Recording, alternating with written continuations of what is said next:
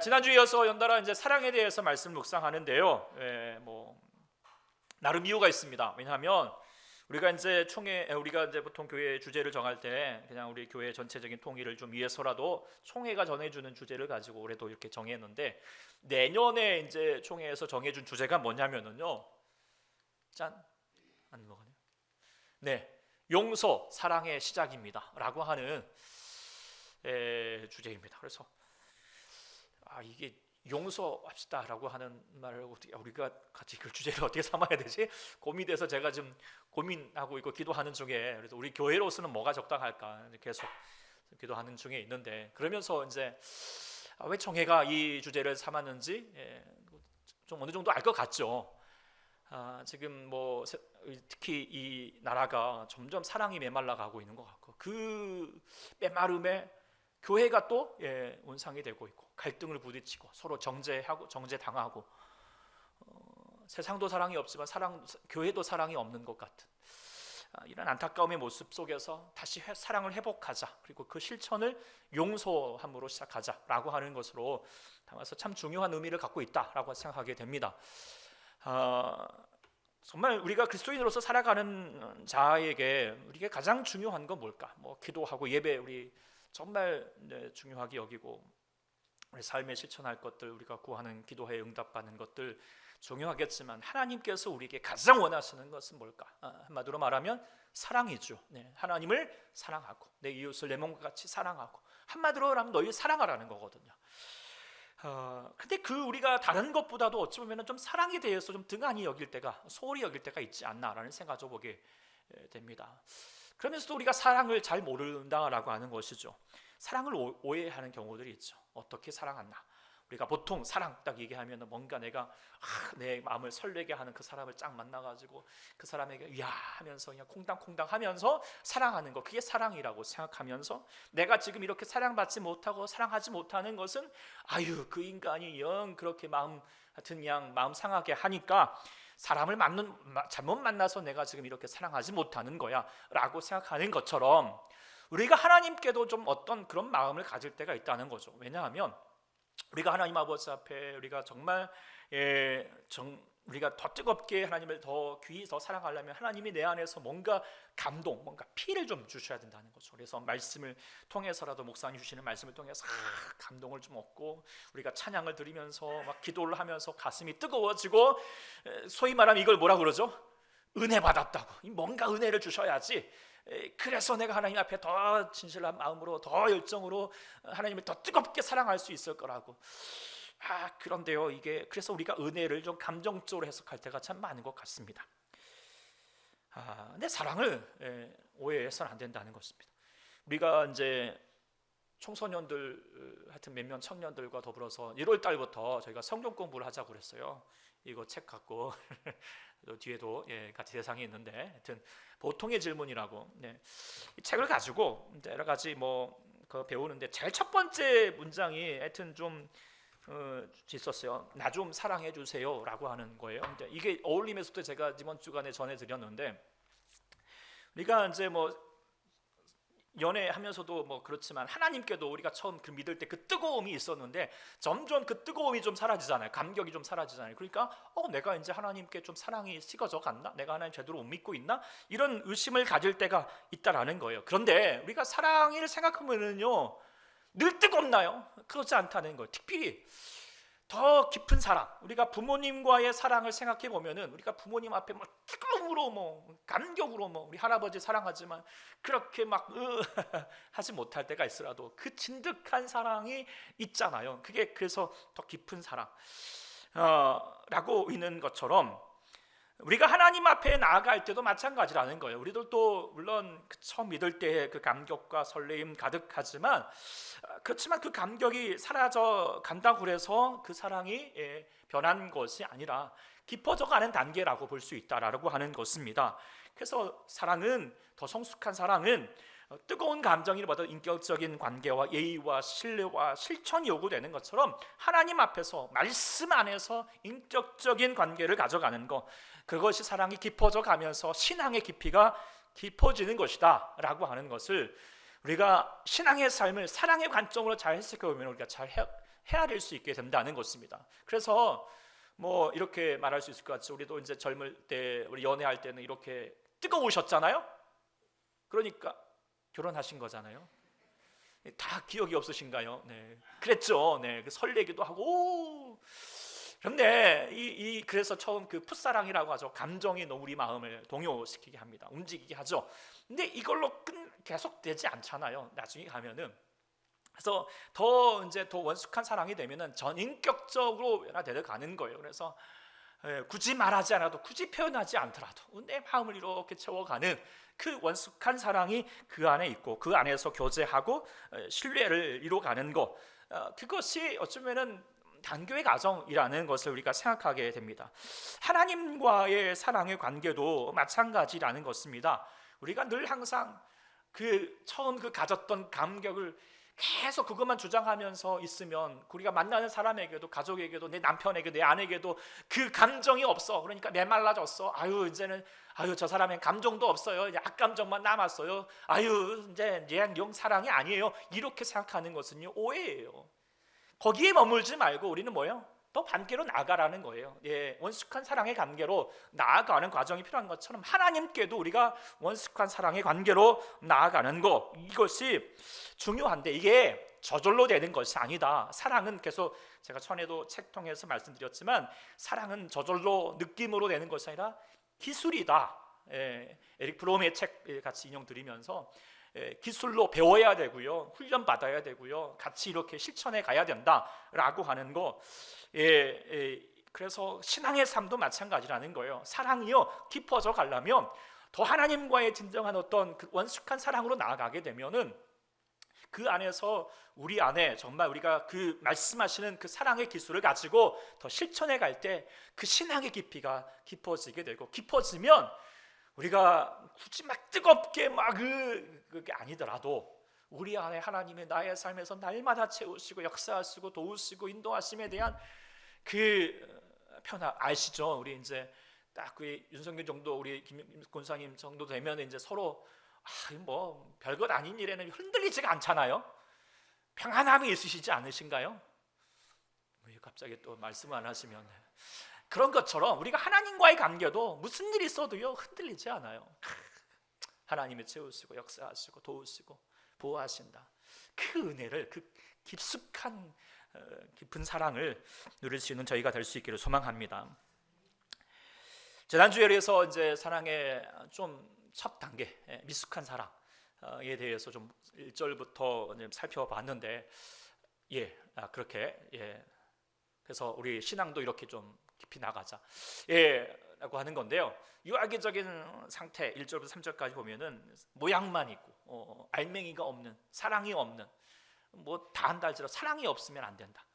또 자기중심적이고 자기밖에 모르는 것은 유아기적인 사랑이고, 그래서 한 단계 좀 성숙해 가야 되는데, 그러기 위해서 가장 중요한 것이 참는 것, 기다리는 것, 인내하는 것 중요하다라고 하는 것을 지난 주간에 같이 묵상했습니다. 그리고 이제는 8절부터 그럼 이제 사랑이 더 성숙한 단계, 그 원숙한 사랑의 단계가 무엇일까라고 하는 것에 대해서 오늘 본문은 이야기해주고 있죠. 어른의 단계라고 말할 수 있을 것 같아요. 나이가 어른이라고 다 어른이 아니라 사랑이 어른이어야 된다라는 생각을 가져보게 됩니다. 나이가 어른임에도 불구하고 사랑하는 것은 애들처럼만 사랑하고 있다면 이거 정말 생각만 하면 피곤하거든요. 이게 그런 분들이 또 의외로 많잖아요. 맨날 자기만 욕심내고 뭐 이렇게 자기중심적으로 막 그렇게 생각하는. 근데 진짜 성숙함은 사랑의 어른이 돼야 된다라고 하는 거예요. 오늘 본문 11절에도 말하고 있죠. 내가 어렸을 때에서 말하는 거 어린아이 같고, 그래 어릴 적에 처음 믿을 때 다시 한번 그렇게 뭐 할 때는 어린아이 그 뜨거움도 있고, 설렘도 있고 막 유혹도 있겠죠. 그런데요, 장상한 사람이 되었으면, 신앙을 좀 10년 믿고 20년 믿고 넣었으면 어떻게 돼요? 어린아이를 좀 버려라 라고 그렇게 얘기해주고 있어요. 성숙해 가야 된다는 것입니다. 그래서 그 성숙함의 신앙의 단계, 그것은 결국 사랑의 단계를 행하는 것이고요. 그 사랑은 그 성숙함으로 나가기 위해서 계속 말씀드리지만 기술이 필요하다, 배워야 된다. 그래서 오늘 이제 8절부터 그 성숙함을 이루는 기술이 뭔가라고 하는 것을 이야기해주고 있어요. 그래서 오늘 말씀을 이제 이렇게 묵상을 하면서 두 가지 차원에서 우리가 묵상을 하면 될 것 같다 생각합니다. 먼저는 우리가 하나님을 어떻게 사랑할 것인가, 오늘 이렇게 주님을 사랑할 수 있는 사랑의 기술이면서 동시에 더불어서 또 내가 사랑해야 될 사람들, 내가 사랑하는 사람들을 또한 어떻게 사랑할 것인가라고 하는 그 원숙한 사랑을 다시 한번 꿈꾸는 시간 되기를 소망합니다.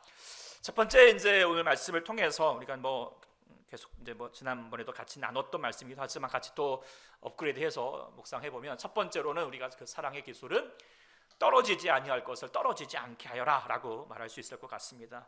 우리 8절부터 10절까지 한번 같이 읽어볼까요? 시작. 사랑은 언제까지나 떨어지지 아니하되 예언도 패하고 방언도 그치고 지식도 패하리라. 우리는 부분적으로 알고 부분적으로 예언하니 온전한 것이 올 때에는 부분적으로 하던 것이 패하리라. 이 말씀의 배경은 이제 고린도 교회가 은사가 많았지요. 방언도 하고 예언도 하고 지식도 하고 놀라운 거예요.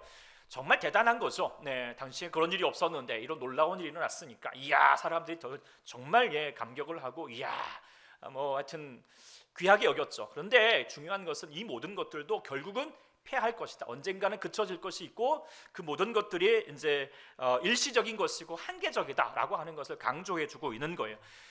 영원하지 않다. 영원할 필요도 없는 거고요. 네.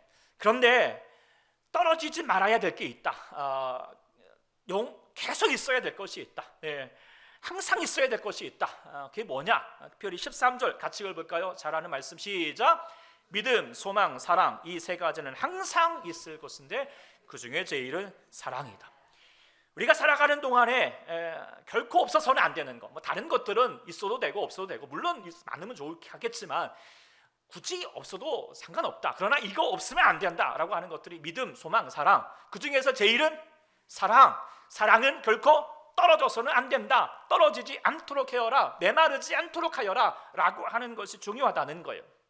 그것이 무엇보다도 사랑의 어른으로서 해야 될 가장 중요한 책무라고 하는 것을 강조하다라고 생각하게 됩니다. 우리가 이제 많은 어르신들이, 특히 아버지들이 이제 우리가 그동안 열심히 돈 벌기 위해서 밤낮 없이 수고하였고, 그랬는데 정작 사랑을 챙기지 못할 때가 많은 것 같아요. 그래서 자녀들과 함께하는 시간을 갖지 못하게 되고, 아내에게 사랑의 말 한마디 전하지 못하면서, 물론 사랑하는 사람들을 위해서 막 돈을 벌어서 돈을 채워주고 뭔가 필요한 것들을 채워줬다라고 말할 수 있겠지만, 사람은요, 물론 돈 중요하죠. 돈 떨어져도요 살아갈 수 있어요. 사랑이 떨어지면요 못 산다는 거예요. 네. 맞아요? 네. 그럼 살아가면서 알잖아요. 우리가 자동차를 타고 갈 때마다 기름이 떨어지지 않도록 늘 항상 체크를 하시잖아요. 그런 것처럼 우리들도 우리의 삶에 사랑이 떨어지고 있는가 체크하자라는 거예요. 돈 떨어지고 아니면 좀 청년들은, 우리 아이들은, 학부모님들은 성적 떨어질까 봐 걱정하고, 또 청년들은 유행과 스타일 떨어질까 봐 걱정하고, 직장인들은 월급과 승진해서 떨어질까 봐 걱정하고, 엄마들은 무리해서 떨어질까 봐 걱정하고, 나이 들면서 품위가 떨어질까 봐 걱정하겠지만, 그런 것들 물론 중요할 수 있겠지만 나중에 다 해봤던 솔로몬이 뭐라고 그랬죠? 다 그것들 헛될 뿐이야. 다 한계적인 거, 언젠가 떨어질 것들이야. 그 나중에 별로 중요하지 않게 돼. 그러잖아요. 그런데 정말 우리의 삶에 떨어지지 말아야 될 게 있어. 그게 뭐죠? 바로 사랑이라는 거예요.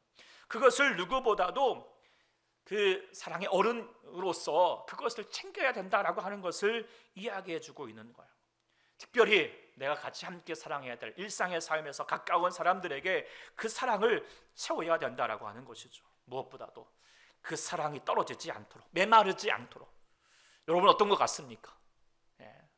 사랑을 우리 가정에, 우리 살아가는 삶에, 우리 아이들에게, 우리 교회에게, 우리 여러분의 공간에게 체크하십시오. 지금 사랑이 얼마나 차오르고 있는가. 그러지 않으면 여러분의 사랑을 다시 떨어지지 않도록 채우는 자가 되어야 할 줄 믿습니다. 그것이 더 믿음에 성장하신 분들의 책임이다라고 그렇게 우리가 말할 수 있을 것입니다. 그러면서 이 어른으로서의 책무로서 그러면 어떻게 떨어지지 않게 하지? 네. 그럼 사랑을 공급해야 되는데, 그때 사랑을 공급하기 위해서 기술이 필요하다는 거예요. 그 기술이 뭘까?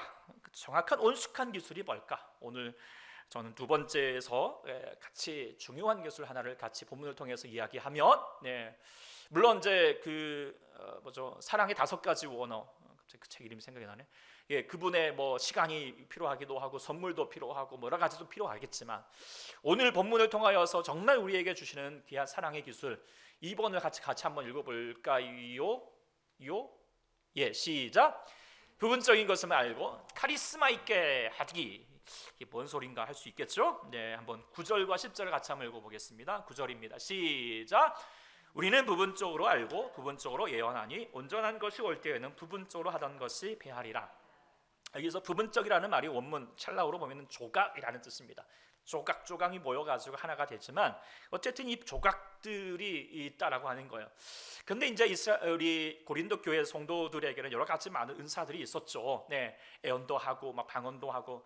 근데 그 모든 것들이 위대하고 대단한 것 같을지라도 사실 여러 가지 같이 함께 교회가 성립하기 위해서 한 조각에 불과한 것인데, 그런데 내가 애언을 하고 방언을 야 내가 방언을 하는데 대단한 거거든요. 그런데 방언을 안 하는 자가 있어요. 이런 방언도 못해? 애언을 해. 야 내가 예언하는 것이 맞아. 당신 네가 뭘 알아? 그렇게 자신의 예언, 자기에게 주신 말씀만 붙잡고 이것이 맞다라고 강조하면서, 그러면서 자기를 절대화 여기고, 그러면서 그 절대화 여기는 자기 기준을 가지고 다른 사람을 무시하고 정죄하고, 그러면서 서로 분쟁하게 되었던 상황이 바로 이렇게 벌어졌던 것이죠. 정작 깨닫지 못하는 것, 자기가 부분적인 것인데도 불구하고 부분적인 것이 아니라 이게 무엇이 전부인 양, 절대적인 것 양 착각하는 모습들이 미숙한 모습이다라고 하는 것을 이야기해주고 있어요. 사랑의 첫 단계는 물론 그렇게 되죠. 우리가 처음 사람을 만났을 때 그 사람이 세상에 저 사람밖에 없는 것 같잖아요. 그 뜨거움 있잖아요. 그래가지고 그냥 사실 이제 내가 만났을 때 그 모습만 그냥 제대로 보이니까 그냥 좋아가지고 그냥 뭐라고 그러죠? 눈에 콩깍지가 씌어가지고 그냥 홀라당 반항하잖아요. 물론 필요하죠. 그런데 이제 그래야지 시작이 되죠. 저도 제가 우리 아내를 만나고 이렇게 할 때에도 어렸으니까 뭘 모르니까 사랑하고 이렇게 결혼을 했죠. 저도 그렇지만 우리 아내가 저를 잘 알았다면 아마 저를 선택을 못했을 것 같지 않을까라는 생각을 부분적으로만 알았기 때문에, 얼핏 알았기 때문에 그런 거잖아요. 여러분도 그러지 않으세요? 그런데 조금씩 이제 살다 보면서 좀 알아가기 시작하면서 어때요? 내가 그동안 알았던 것이 오라 부분적이었네. 그러면서 이제 점점 알아가는 부분들이 뭔가 실망이 찾아오면서 이거 이제 사랑이 식어져 가죠.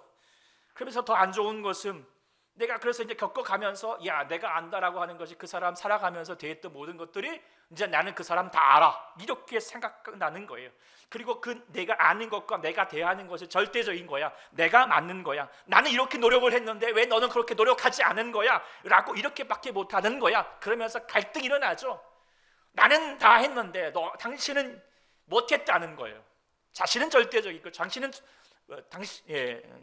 전부라고 했다라고 말하는 거죠.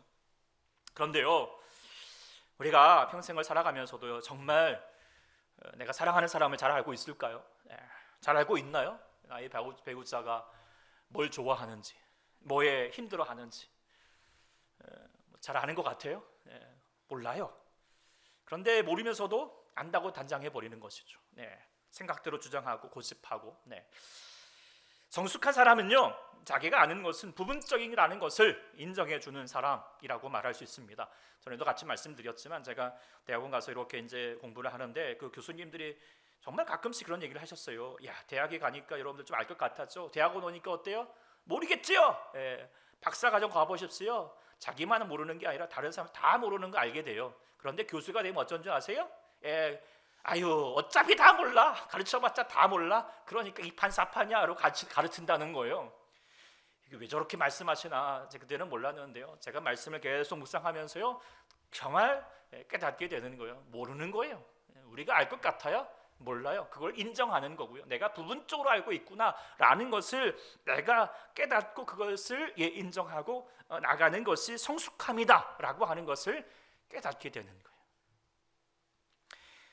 그래서 사랑이 어른이 되어가는 것은요, 내가 아는 것이 부분적이다라고 하는 것을 인정하는 것이고, 그런 사람의 특징은 무엇이라고 말할 수 있을까?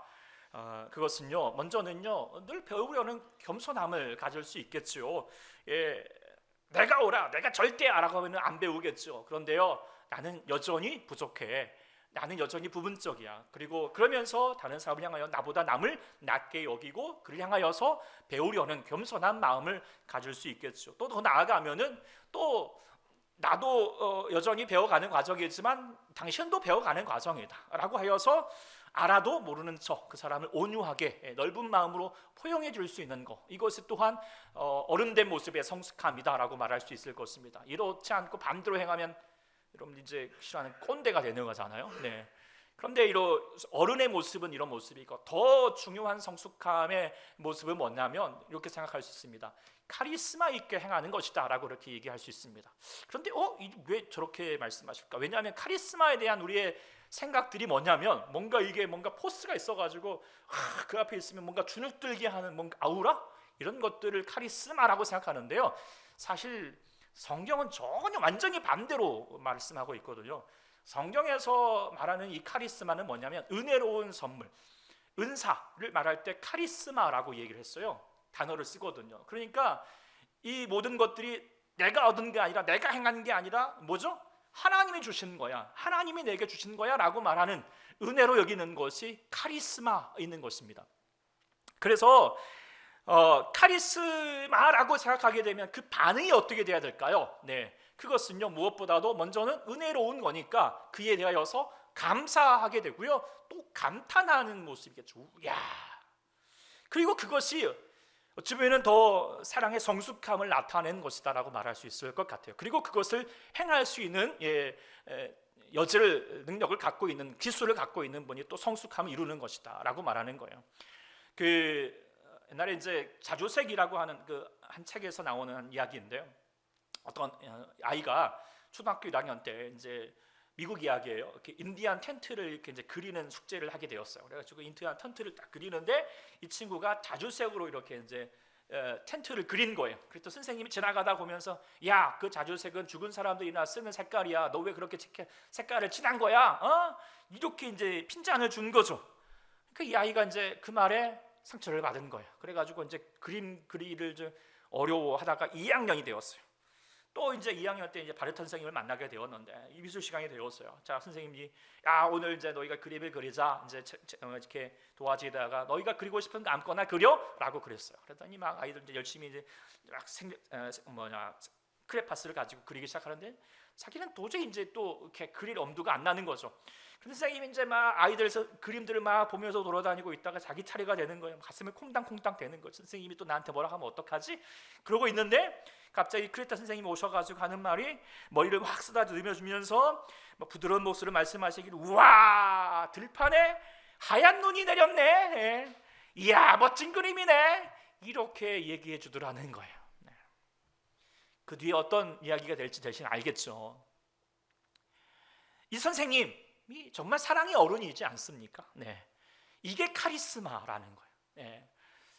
어른으로서, 그렇지만 더 연약한 자를 향하여 자세를 낮춰줄 수 있고요, 알아도 모른 척 해주는 마음도 있고요, 무엇보다도요, 카리스마 있게, 야, 이 모든 것들이 은혜 있잖아요. 이 아이에게도 은혜인 거죠.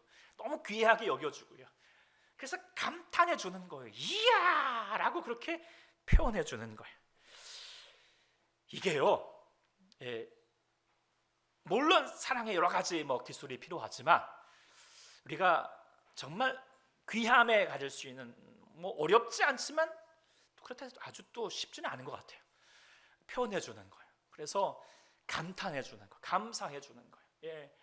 그래서 우리가 늘 가까이에 있는, 매일 먹는 반찬이지만, 우리가 그를 통해서 이야 맛있네 이렇게 표현해주고, 그리고 미용실에도 갔다 오면 우와 예쁘네 라고 얘기해주고.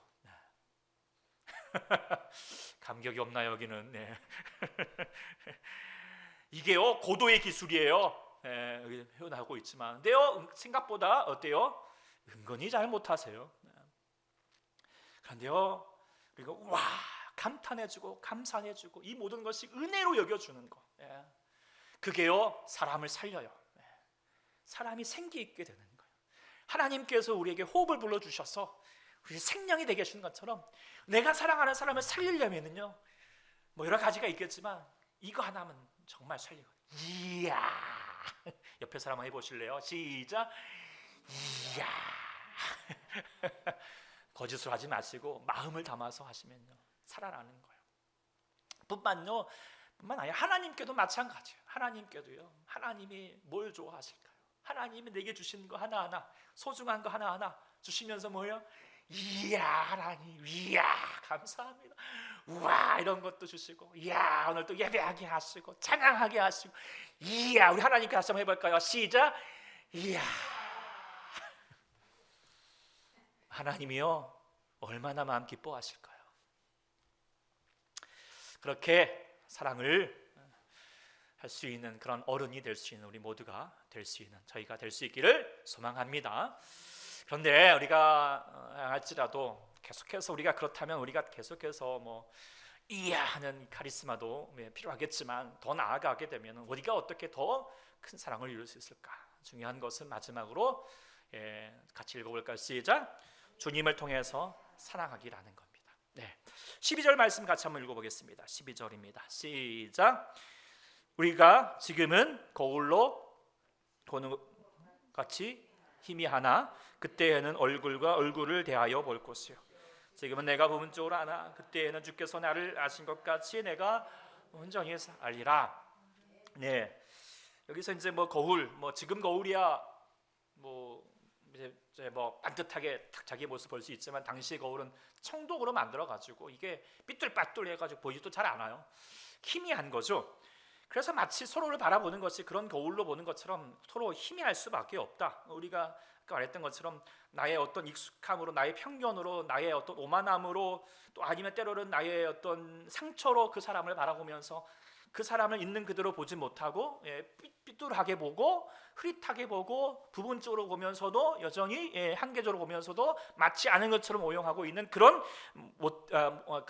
삐뚤어진 모습들이 많아서 때로는 이해하지 못하고 사랑하지 못하는 모습들이 있다는 거예요. 그런데 우리가 사랑에 성숙해 가면 성숙해 갈수록 그때에는 그러니까 주님의 때가 되면 그 성숙히 올라가게 되면은 주께서 나를 아신 것 같이 내가 온전히 하나님도 알고 내가 사랑하는 그 사람도 더 알게 되면서 그 하나님의 아심으로 내가 사랑하게 될 것이다.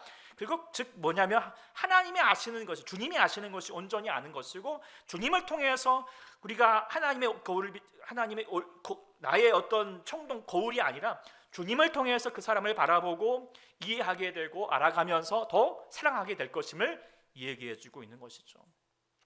왜요? 우리 주님은 어떻게 우리를 아시죠? 사람들은 우리의 겉모습을 알고요, 우리의 모습, 우리의 과거 이런 것들을 가지고 보겠지만 우리 주님은 우리의 중심을 보시죠. 우리 연약함을 보시죠. 내가 왜 이렇게 말하는지, 내가 왜 그렇게 날카로워졌는지, 왜 내가 그렇게 움츠러들고 있는지 다른 사람 몰라도요 우리 주님은 정말 다 알고 계시잖아요. 그리고요 무엇보다도요 그렇게 다 아시면서도 나의 모자람과 나의 연약함과 나의 이 삐뚤어진 자아도 다 아시지만요 정죄하지 않으시고요 그냥 품어주시고요 기다려주시고요 살려주시는 분이에요. 그게 바로 우리 주님의 사랑의 방식이다라는 것입니다. 그래서 내 눈으로 나의 감정, 나의 눈으로 그 사람을 바라보지 말고 주님의 눈으로 좀 다시 그 사람을 바라봐라. 나의 감정으로만 반응하지 말고 주님의 마음을 빌려서 반응하는 것이고, 나의 기준으로서 단정하지 말고 주님의 은혜로 해석해 가는 것, 그것이 바로 주님을 통해서 사랑하는 것, 그것이 더 우리의 사랑이 깊어져 가는 원숙함이다라고 하는 것을 말씀해 주는 것이죠. 그 주님의 방법, 그 주님의 사랑의 기술이라고 말할 수 있을 것 같은데, 그것이 어떻게 나타냈는가? 가장 우리에게 볼 수 있는 가장 중요한 사건은 바로 성탄의 사건이겠죠. 주님께서 우리에게 이렇게 예수 그리스도를 이 땅에 아기 예수님으로 보내신 이유가 뭘까? 오늘 우리가 요한 1서 4장 9절에 이렇게 말씀하십니다. 같이 한번 읽어보겠습니다. 시작. 하나님의 사랑이 우리에게 이렇게 나타난 바 되었으니 하나님이 자기의 독생자를 세상에 보내심은 그로 말미암아 우리를 살리려 하심이라. 하나님이 사랑하셔요. 사랑하시는데 그저 내가 너 사랑해 라고 말만 하시는 분이 아니라는 거예요. 어떻게 해요? 우리에게 나타냈다. 이렇게 나타냈다. 요한복음 3장 16절에 뭐예요? 이처럼 사랑했다. 말만 하지 않았다는 거예요. 행하셨다는 거예요. 마치 뭐죠? 우리에게 기술을 부리시는 거예요. 네. 너에게 사랑은 이런 거야 라고 나타내신 거죠. 무엇보다도 세상의 독생자를 세상에 보내셨어요. 자니 이 땅에 육신에 입으시고 이 땅에 오신 거예요. 이 땅에 죄 많은 세상에 사랑이 없는 가운데, 슬픔 가운데, 어둠 가운데 있는 자들 향하여서 그곳에 계시지 않고 이 땅에 오신 거예요. 내려오신 거예요. 함께 하신 거죠. 임만을 하시는 거예요. 그러면서도 우리의 배고픔과 외로움과 억울함과 눈물과 피곤함과 거절할 당함, 그 모든 아픔들을요 주님도 다 겪으셨어요. 직접 그 모든 것들을 겪으시고, 내가 너를 안다. 아는 척하는 게 아니라, 그냥 모르는 척하는 것도 아니라 아는 거예요. 아시는 거예요. 그리고 다 이해한다. 그러면서도 불구하고 우리의 연약함은 아시지만 우리는 때로는 너무 빨리 판단하고 단정하고 정죄하여서 정죄해버리지만, 우리 하나님은 그럼에도 불구하고 심판하러 오신 것이 아니라 우리를 먼저 사랑하시는 거죠. 마치 구유 안에 그 냄새나고 가난하고 오물풍성인 자리일지라도 그곳에 예수님이 누이셨던 것처럼, 우리가 여전히 연약하지만 부족하지 원수됐지만 하나님을 향하여서 여전히 오물밖에 드리지 못하는 우리의 부족함이, 더러움이 있다 할지라도 주님은 우리 가운데 먼저 찾아와 주시고 위로해 주시고, 무엇보다도 우리의 죄를 대신하여서 구주가 되신 주님이신 줄 믿습니다. 이것이 원숙한 사랑의 모습이다. 아가페 사랑, 사랑의 기술이라는 것입니다. 그리고 우리는 그것을 우리 가운데 보여주심을 통하여서 우리가 다시 한번 그 사랑을 배우고 그 사랑으로 실천하는 자가 바로 우리 그리스도인 줄 믿습니다. 어디 엉뚱한 데 가가지고 우리 드라마 보면서 보면서 그 사랑을 배우려고 하지 마시고, 특별히 우리가 이 성탄의 계절에 우리 주님이 왜 이 땅 가운데 오셨을까? 왜 말구육 가운데 오셨을까? 그 십자가를 바라보면서 우리가 다시 한번 그 주님을 모델 삼아서 행하는 것, 그 사랑을 먼저 붙들고 나가는 것이 바로 우리의 사랑이 성숙하게 되는 귀한 우리의 기술임을 깨닫게 됩니다. 그래서 점점 이 성탄의 계절에 그냥 더 천박한 사랑으로 순간의 가짜, 순간의 사랑만을 구하고 있는 참 답답한 세상이지만, 우리는요 이 예수 그리스도의 그 온전한 그 아가페 사랑을요 받은 저희들은 더 주님의 사랑으로 사랑해야 할 줄 믿습니다. 그래서 하나님의 사랑이 우리에게 이 성탄을 통해서 첫 번째 크리스마스 이렇게 나타나면 되었지만, 우리는 다시 그 하나님의 사랑을 우리가 우리의 삶에 실천하면서 하나님의 사랑이 이렇게 나타내는 것이라고 기술을 전하자고요. 이렇게 사랑하는 거야, 이렇게 나타내는 거야. 그 천박한 사랑이 아니라, 가짜 사랑이 아니라 하나님이 우리에게 보여주시는 그 사랑을 우리에게 다시 한번 전할 수 있는 우리 모두가 될 수 있기를 소망하고요. 또 우리를 또 그렇게 주님을 사랑하는 자가 될 수 있기를 소망합니다. 말씀을 맺으면서 우리가 신앙이 뭔가, 한마디로 말하면 사랑의 깊이가 깊어져야 된다라고 하는 거예요. 처음에 사랑이 뜨거운 감정이었다면 우리가 성숙한 사랑은 인격이고 실천입니다. 처음에 신앙이 감격을 구했다면 원숙한 신앙은 말씀 안에서 훈련으로 다듬어지고 결국 사랑으로 열매 맺는 것입니다. 특별히 우리가 성탄을 앞두고 있어서 이 말씀을 우리에게 주신 분명한 이유가 있는 줄 믿습니다. 성탄은 그 사랑을 실천하는 계절입니다. 우리 안에 다시 한번 사랑을 설명으로 하지 않으시고 아들을 보내주셔서 사랑을 그 실천함으로 기술로서 보여주셨던 것처럼, 저희들도 우리의 사람들에게 그저 말 아니라 다시 한번 더 한마디라도 사랑한다 말해주시고 그 사랑의 기술을 보여주십시오. 무엇보다도 우리도 낮은 자리에 오셨던 것처럼 우리도 낮아지는 마음으로, 겸손한 마음으로, 우리를 정죄하지 않으셨던 것처럼 그를 향하여서 다시 한번 용서해 주시고요. 멀리서 사랑하는 것이 아니라 가까이 오신 것처럼 우리도 가까이 나가가면서 무엇보다도 떨어지지 말아야 될 그 사랑에 떨어지지 않도록 채워갈 수 있는 우리 모두가 될 수 있기를 소망합니다. 그리할 때 그 사랑이 우리 안에 채워지는 역사가 일어나게 되면 우리에게 주시는 그 놀라운 사랑의 역사가 우리를 더욱 채워주셔서 우리가 예수 믿는 그 삶의 은총과 역사를 누리게 될 줄 믿습니다.